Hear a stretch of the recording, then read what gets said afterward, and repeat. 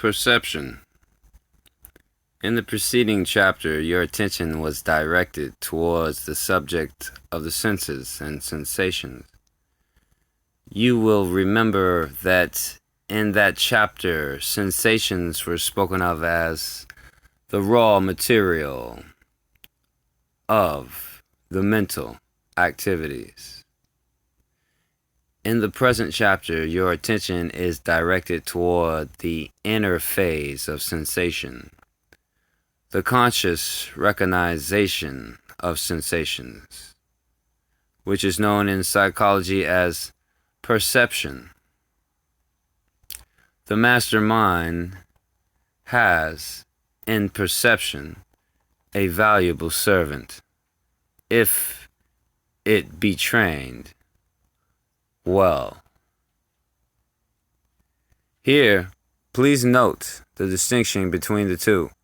Sensation is the impression conveyed to the mind from the outside of the limits of the mind through the medium of the nervous system, and usually through one of the organs of the senses. Perception is the act of consciousness performed within the limits of the mind, whereby it becomes conscious of the impressions of sensation and starts to know the latter. You may be helped in grasping the distinction by making a mental note of the following statement. Sensation is a feeling. Perception is the thought resulting from that feeling. Perception interprets the report of sensation and translates it into a thought or idea. Sensation is simple and depends upon the sensory mechanisms, while perception is a higher and more complex mental process, depending for its efficiency not only upon the degree and attention given to it, the impression or sensation, but also upon previous experience and training. It would be noted that one may receive an impression through one or more of the senses, and yet fail to interpret or translate that impression into a conscious perception or act of knowing. We do not perceive all the impressions of the senses. We do not know all our sensations. Out of a multitude of sounds reaching our sense of hearing, we may take notice of only one and interpret it by perception. Our sense of sight may receive the impressions of many sight sensations, and yet take notice of and interpret only one of the number. Walking down a busy street, our eyes register thousands of impressions, but how few of them awaken our attention in our minds and result in our perceiving the impression. Unless our attention is attracted toward the impression, we fail to perceive it. Many persons go through life seeing and hearing much but perceiving very little. Likewise, habit and familiarity may dull the perception. The novelty of a new impression may attract our attention and arouse perception at first. But seen too soft, the object causing the impression fails to attract our attention. We begin to fail to notice the impression, and finally may even fail to perceive it at all. It may as well be stated at this point that in attention, that wonderful power of the mind, and the one which is the chief tool of the mastermind, lies the secret of efficient perception. You will have your attention positively directed towards the subject of attention as we proceed. And until that point is reached, you are asked to note how often the term is employed in connection with perception. Attention is the key to the mastery of perception. withdraw attention, and perception practically is paralyzed. We shall see the reason for this presently. In the meantime, we ask that you take it for granted. But more than attention is required in the act of perception. The previous experience and mental training of the person manifests results in the process of full perception. For instance, a gun is fired at a distance. One man, being busy with other things, fails to have his attention awakened, and so remains in practical ignorance of the happening. The second man has his attention awakened, and registers a simple perception of the impressions. But having had no previous experience with guns or explosions, he does not fully interpret into perception the sensation. He perceives noise, but not the report of a gun. The third man, having had experience with the report of a gun, interprets the sensation into perception of the sensation as the report of a gun. The fourth man, being well acquainted with the incidents of gun firing and being somewhat of an expert on the subject, interprets the sensation so fully that he perceives and knows it to he not only the report of a gun, but also whether it be the report of a rifle or shotgun, as the case may be, and also possibly the size and caliber of the gun. And yet, note you this, the sensation of sound was precisely the same in each and every case, notwithstanding that perception and the knowing varied materially in the several hearers of that sound sensation.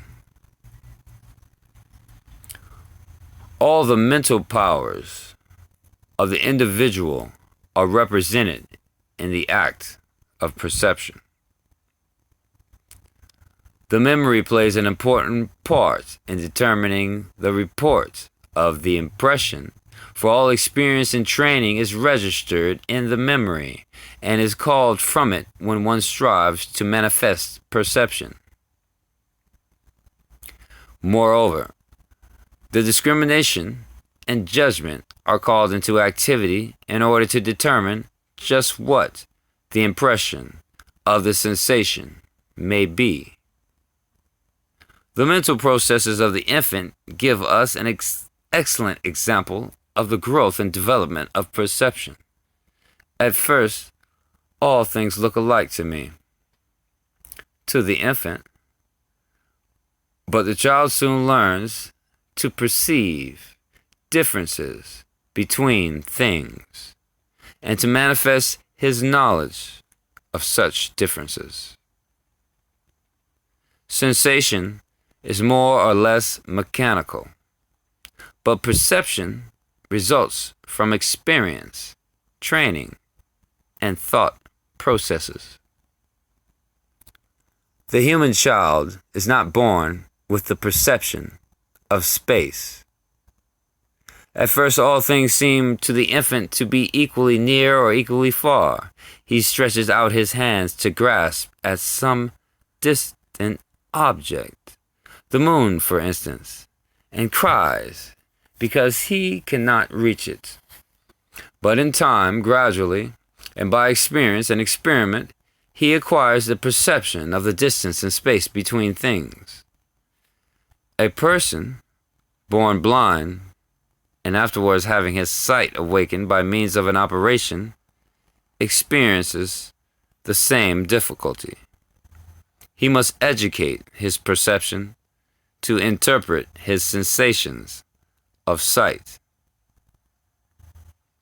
One may have a very keen sense, but unless his perception be developed, he will not be able to have an intelligent conception of the things impressed upon him through the sense of sight.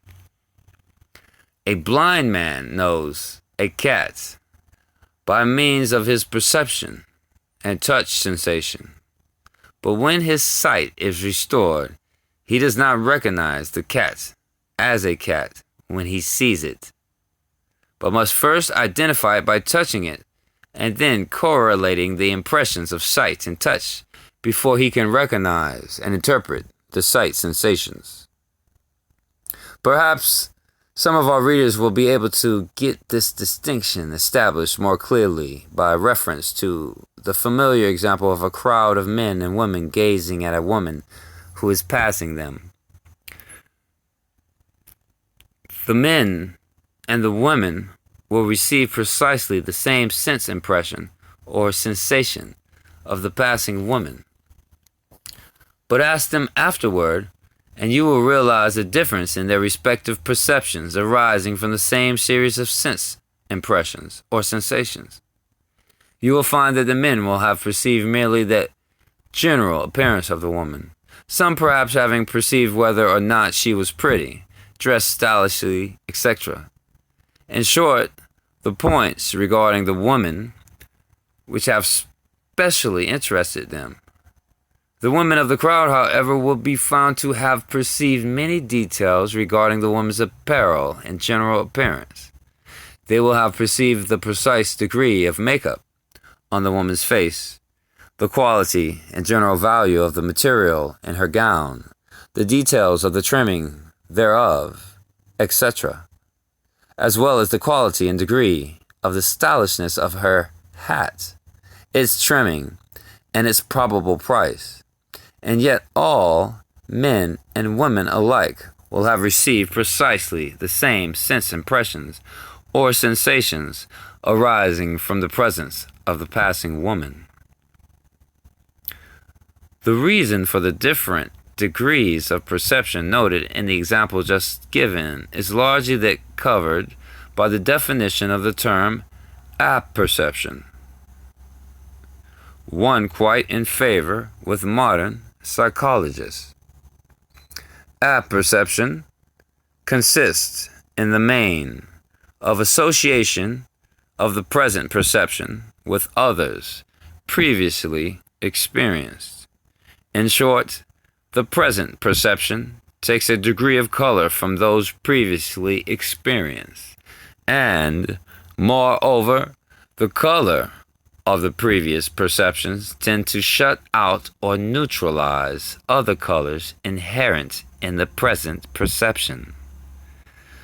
The word color is used here merely in the figurative sense, of course.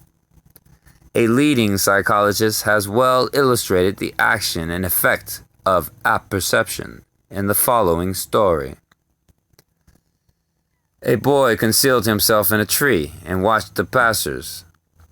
When one man remarked to a friend what a fine stick of timber the tree would make, the boy said, "Good morning, Mr. Carpenter."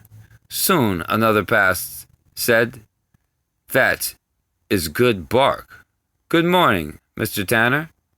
Presently a young man remarked, "I'll venture there's a squirrel's nest in that tree." "Good morning, Mr. Hunter." In one sense, those men saw exactly the same tree, had the same sensations of color and light from the same object. But from the way the men apperceived the tree, the boy was able to tell their leading vocations.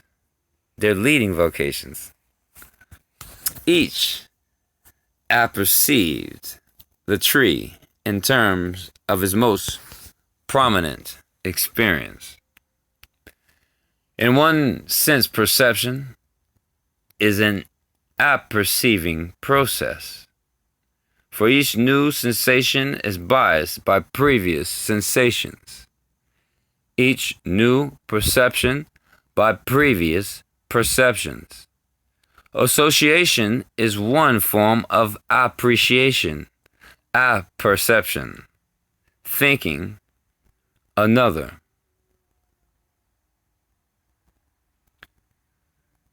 There is a great difference between the power of perception of different individuals, the difference depending very little, comparatively, on the difference in the keenness of the sense organs of the persons, but depending very largely upon the degree of attention which the different persons place upon their sense impressions, and upon the degree of training they have given their perceptive faculties.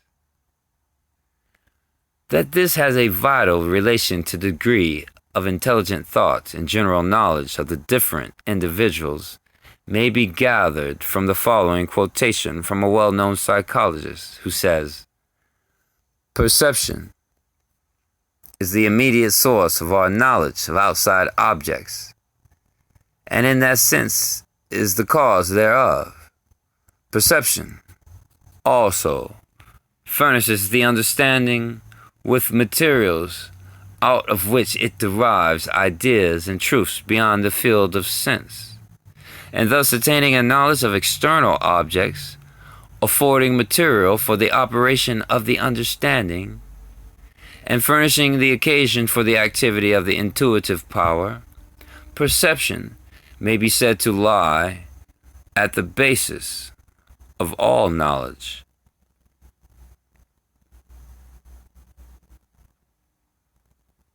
The great majority of persons are very careless observers. They will see things without perceiving their qualities, properties, characteristics, or parts, which together make up these things. Two persons possessed of equal degrees of eyesight will perceive quite different qualities in the same thing, or differing degrees of the same quality. One person perceives merely a pile of stone, while another will perceive a pile of granite or marble, and may possibly perceive the quality and quantity thereof. Another will perceive merely a tree, while another will distinguish the kind of tree it is, and also many particulars concerning the bark, leaves, trunk, etc. thereof. A psychologist says of this, "Very few persons can tell the difference between the number of legs of a fly and a spider, and I have known farmers, boys and girls, who could not tell whether the ears of a cow are in front of her horns, above her horns, below her horns, or behind her horns." Another psychologist says, 15 pupils in a schoolroom were sure that they had seen cats climb trees and descend them. There was unanimity of opinion, and the cats went up head first. When asked whether the cats came down head or tail first, the majority were sure that the cats descended, as they were never known to do. Anyone who had ever noticed the shape of the laws of any beast of prey could have answered that question without seeing the actual descent. Farmers' boys, who often have seen cows and horses lie down and rise, are seldom sure whether the animals rise with their fore or hind feet first, or whether the habit of the horse agrees with that of the cow in this respect. As a leading psychologist has well said, modern education has tended to the neglect of the culture of the perceptive powers. In ancient times, people studied nature much more than at present. Being without books, they were compelled to depend upon their eyes and ears for knowledge, and this made their senses active, searching, and exact. At the present day, we study books for a knowledge of external things, and we study too much or too exclusively, and thus neglect the cultivation of the senses. We get our knowledge of the material world second-hand, instead of fresh from the open pages of the book of nature. It is not a great mistake to spend so much time in school, and yet not be able to tell the difference between a leaf of a beech and of an oak, or not to be able to distinguish between specimens of marble, quartz, and granite. The neglect of culture of the perceptive powers is shown by the scholars of the present time. Very few educated men are good observers. Indeed, most are sadly deficient in this respect. They were taught to think and remember, but were not taught to use their eyes and ears. In modern education, books have been used too much like spectacles, and the result is the blunting of the natural powers of perception. The mastermind is a master perceiver, for unless it were so, it would not be a master in the rest of the mental field. A psychologist has well pictured the mastermind as follows. It is a self-conscious activity and not a mere passivity. It is a center of spiritual forces, all resting in the background of the ego. As a center of forces, it stands related to the forces of the material and spiritual universe, and is acted upon through its susceptibilities by those forces. As a spiritual activity, it takes impressions derived from those forces, works them up into the organic growth of itself, converts them into conscious knowledge, and uses these products as means to set other forces into activity and produce new results. Standing above nature and superior to its surroundings, it nevertheless feeds upon nature, as we may say, and transforms material influences into spiritual facts akin to its own nature. Related to the natural world and apparently originating from it, it yet rises above this natural world and, with the crown of freedom upon its brow, rules the natural world obedient to its will. As we proceed, we shall give the reader of this book full and detailed information concerning the culture and development of perception. But before entering upon that phase of the subject, we wish the reader to become acquainted with the possibilities of such culture and development.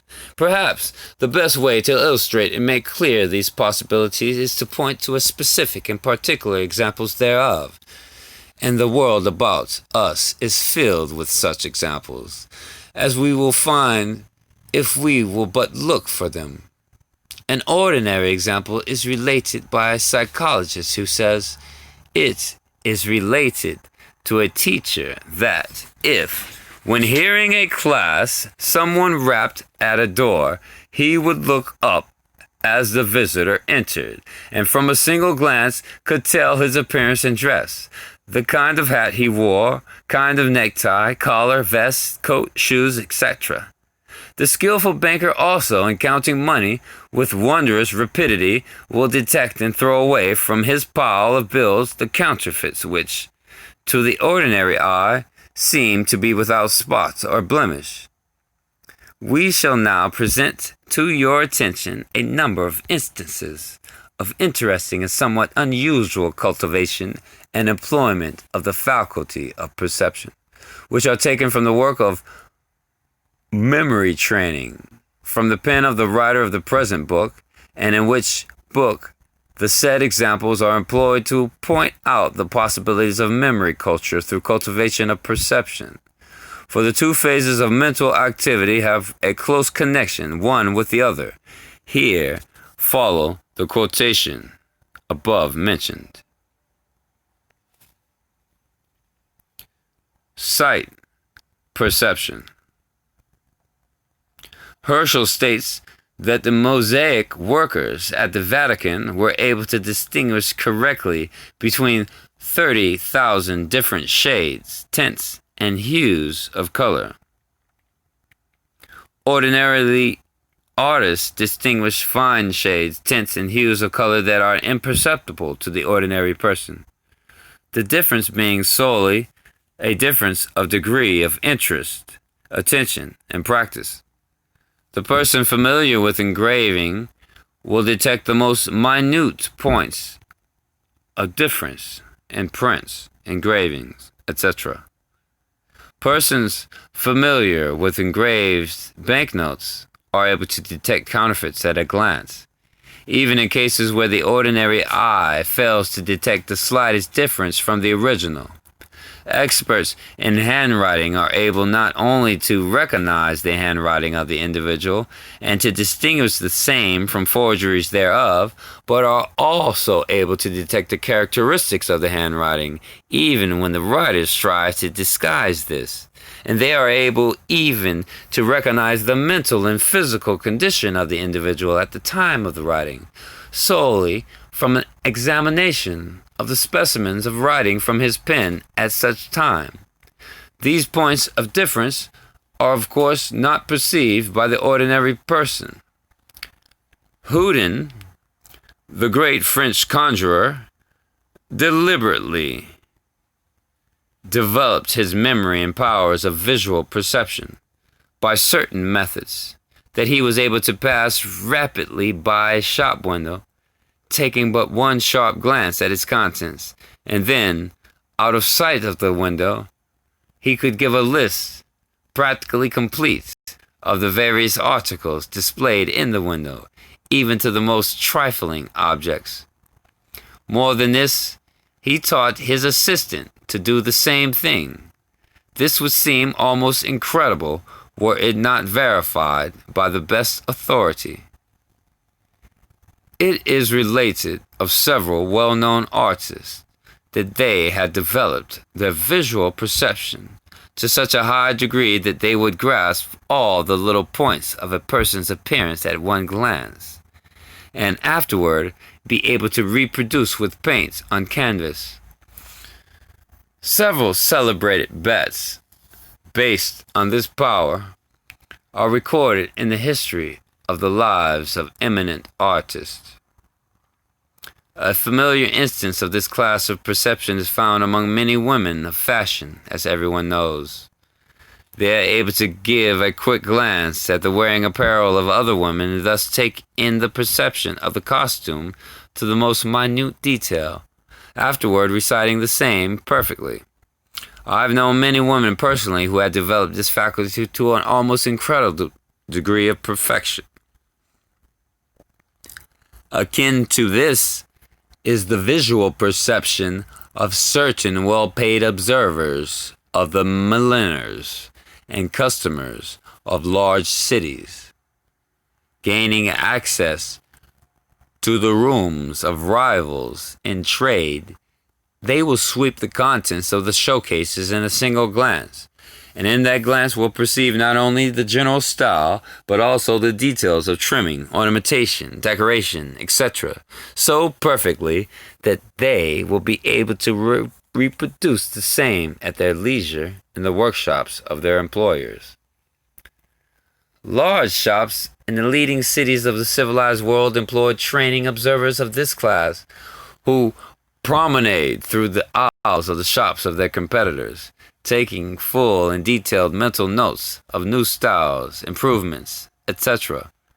Their identity, of course, being carefully concealed as a matter of policy. This form of trained observation is particularly in favor in the large American cities. In fact, the American observers of this kind are said to excel all others in this faculty of photographic, visual perception, and the reproduction thereof, and they frequently receive very high salaries for this skilled work. It is said of some of the best of these observers that if they be given the opportunity and time for merely a single comprehensive glance at a new gown, they will be able to describe in detail the interesting and distinctive points of the gown, and to direct the reconstruction of a duplicate thereof in the workshops of their establishment. It is a well-known fact that professional thieves in the large cities of the world employ apprentices as observers. These observers are disguised as beggars, messengers, errand boys, etc., who visit places designed to be the scenes of future robberies. They take a hasty glance at the premises, carefully noting the location of the several doors, windows, locks, etc., which they afterward note on paper.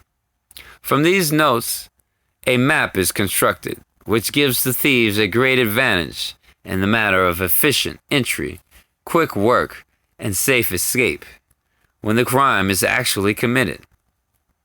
Spies and detectives in the employ of the Secret Service of the various nations usually have this faculty well developed, sometimes to a wonderful degree. I personally have been informed by a high official of a certain government that he has in his employ a female spy who is able to perceive an entire page of a letter at a single glance, and to afterwards reproduce its contents from memory. This would seem incredible were it not supported by records of many other cases of a similar nature. In fact, such a faculty may be developed by any person of ordinary perception, if he will but devote enough time, work, and interest to the task. Many readers of books really visualize entire lines of the books instead of single words, and cases are not lacking in which whole sentences are so grasped by a single effort of attention. Other cases, more rare of course, are those of which entire paragraphs and even an entire page of a book are so grasped in a glance by the trained perception. Natural faculty, you may say. Yes, to any extent, but you yourself may develop it if you are willing to pay the price of interest, patience, perseverance, work, and time. Sound perception. Sound perception is likewise capable of being trained and developed to the same remarkable degree. In fact, it is so developed in many cases, as we may plainly see by observing those whose occupations require such a keen perception of sound. The cases of skilled musicians occur to you at once in this connection. The average musician detects shades of tone which do not exist for you. The leaders of a large orchestra are able to distinguish the slightest error in notes or tone or any one of the instruments being played before them, to pick out the softest notes in the flute from the tremendous volume of sound emitted from hundreds of instruments, large and small, is no slight task. Yet it is performed daily, many times each day, by the leaders of large orchestras, as any musician will inform you. There are many persons who are said never to forget a voice they have ever heard, and to be able to distinguish one particular note from any of the thousands of others they may remember. I have known persons to be able to distinguish between footsteps of many persons, coming and going, in the halls of a large institution, simply by sound, the passing persons being out of sight. Telegraphers can tell who is at the other end of the wire by perceiving slight differences in the sound of the receiving instrument. Machinists can tell in a moment that there is trouble with their particular machine simply by an almost imperceptible change in the whir thereof. Likewise, an old engineer will detect and locate engine trouble almost instantly by means of the slight alteration in the nature of the sound reaching his cars. It is said that an old locomotive driver or engineer will hear the little scratching sound of the smallest parts of his engine, which sound reaches his perception over and above the roar of the running train. Trainmen will tap the wheels of railway carriages and will know at once if there is a crack or break or other trouble in or about the wheel.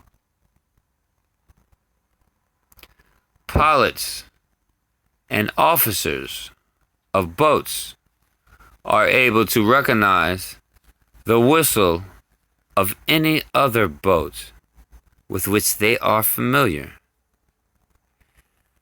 And many railroad men are able to recognize the notes of different locomotives in the same way.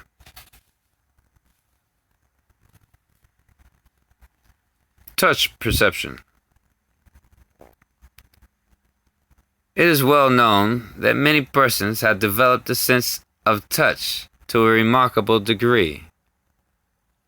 We will pass over the wonderful instances of this class of perception on the part of blind persons, although even these properly come under the general rule. Persons who handle certain kinds of merchandise are able to recognize fine points of difference in their wares simply by touch perception. Wool sorters and graders of different kinds of material have this form of perception highly developed. There are but a few lines of trade that do not furnish instances of persons becoming very expert in distinguishing the quality of goods simply by the feel. Some of these men are paid very high salaries by reason of this faculty. Smell perception. In the same way, the perception of smell may be highly developed and trained by constant and continued practice. This is evidenced by the case of the professional perfumers who are able to distinguish between the most delicate shades of odor. The blind also have this form of perception highly developed, and in many cases are able to distinguish between the odor of gloves and other articles of apparel belonging to different persons. I have known young children to possess this faculty of perception to a high degree. I need not refer to the power of animals, dogs in particular, who possess this form of perception developed to a high degree. It is claimed that each and every person has his or her distinctive personal odor or scent, and that the same may be readily detected and identified by the smell perception of any person having normal organs of smell, providing sufficient practice and training may be given to the task. Savages have a much keener smell of perception than have the individuals of a civilized races, but it is claimed that if a civilized person undertakes the cultivation of his sense, he will excel the savages therein, owing to his higher power of voluntary concentration and his finer discriminative powers. The civilized races, becoming less and less dependent upon the sense of smell in their daily lives, have allowed this class of sense impressions to practically lapse But, as before said, the dormant faculty may be aroused into efficiency under the power of the will. Taste perception. In the same way, the perception of taste may be highly developed and trained by practice and use. We have but to point to the case of the epicures, who are able to distinguish many points of difference and distinction in food and drink, which are imperceptible to the ordinary individual. Many persons employed in certain trades have their taste perceptions highly developed, and their employment rests and depends upon such proficiency. The tea tasters and wine tasters are well-known examples of this class. A skilled tea taster will be able to tell not only from where a certain sample of tea has come, but he will also be able to determine very closely its market value and quality, simply by allowing a few drops of the brew to pass over his tongue. The wine taster is able to perform the same office in the case of wines. In the case of taste perception, however, the smell perception is usually also involved, as it is very difficult, comparatively, to rely on taste perception alone. If the sense of smell be shut off, for the two classes of sense impressions are very closely related to each other.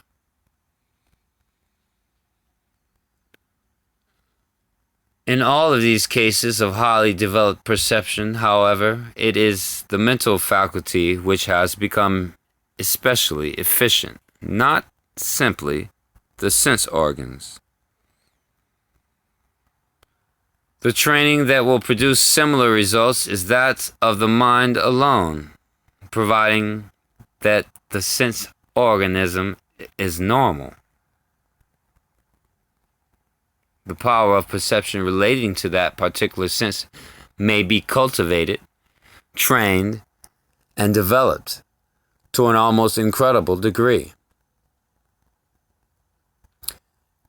It is true that the cultivation of any class of sense perception is usually accompanied by an increase in the physical efficiency of the organ of sense related to that particular class of perceptions. This is caused by the development of increased sensitivities of the nervous matter of the sense organs, which are thus able to more delicately sense the impressions made upon it by the contact of things of the outside world. It is a fact that attention directed to any part of the body tends to develop sensitiveness at that point. And in the case of sense organs, it tends to increase the efficiency thereof. Moreover, by the use and active employment, any physical organ tends to increase in efficiency, at least within certain limits. But first, last, and all the time, it must be remembered that all cultivation, development, training, and improvement of the perceptive faculties must be accomplished by mental culture and training. There is no other way. And such culture and training is possible only through the use and employment of the power of attention. The above facts being noted, it will seem that the logical course for us to follow in this matter would be to lay aside for the moment our consideration of the subject of the development of perception, so that we may acquaint ourselves with the laws and principles concerned with the faculty of attention. Having learned these, we may then return to our consideration of the subject of perception and learn how to develop the powers thereof.